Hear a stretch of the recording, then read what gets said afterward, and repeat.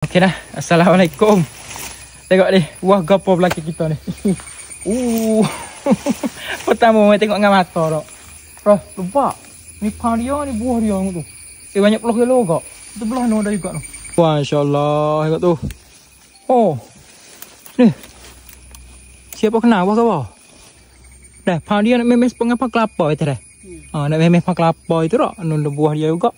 Ni buah dia juga ni. Tengok orang panggil kata. Dah. Buah gabung. Dah buah gabung ni hak kita duk makan batu asah ataupun ABC dah.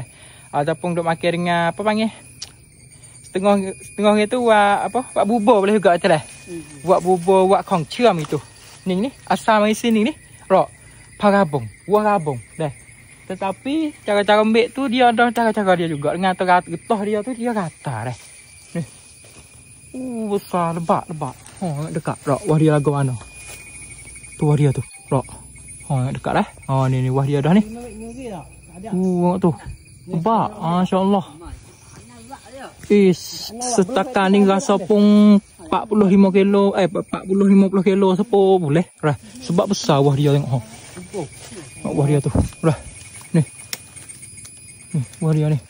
Lebat dah. Entah nak kata apa tu. Dia panjang itu. Wah ya rak. Dia panjang itu. Tu. Dia panjang gini dah. Dia panjang tu wah ya dia itu. Perak. Ni. Dah. Kita nak ambil katok. Enggak batu kata isi dia tu lagu mana rak. Kita ambil dah. Ni tak saya pun tak pandai juga tak tahu tu. Tua ke muda dah. Dia kena ingatlah getah dia ngata-kata. Ni ada getah. Ni getah dia. Rok, kita mai katok. Tengok lagu mana isi dia dah. Ni solat ni. Mana sepung apa pine mate. Ni ada wak-lak ayolah dalam katok tengok isi dia dah. Ya kena gubuh. Banyak teh dah. Ni isi dia. Nak koyak dah lah. Yang kena koyak lagi.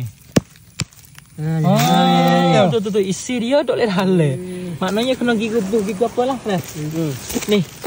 Mana dah? Ini cuy ni. Lek hale tu rok. Dia kena gigi gubuh kali lagi ni video lembek. Ni dilenai malak tu. Ni siapa kena nak tak nak boleh makan buah ni. Ayo. Dah isi dia lek hale lah. Ini pada lagi. Allah Akbar. Pakai itu. Nak memes pengawal pinai rok. Dah. Wah abang lah. Dah. Nak boleh hadir boleh bubur, boleh ABC, boleh batu asah ke apa tu. Ni asal ni buah dia rok. Dah. Koyak hak ni siap teh dak li. Tak boleh. Dia kena katak kali lagi. Nak katak. Yo buat pelapis dah. Yo kulit tebal ni sorok. Putih dalam tu sok kena katak kali lagi. Dia ada lek putih dalam pula. Tak boleh makan tu.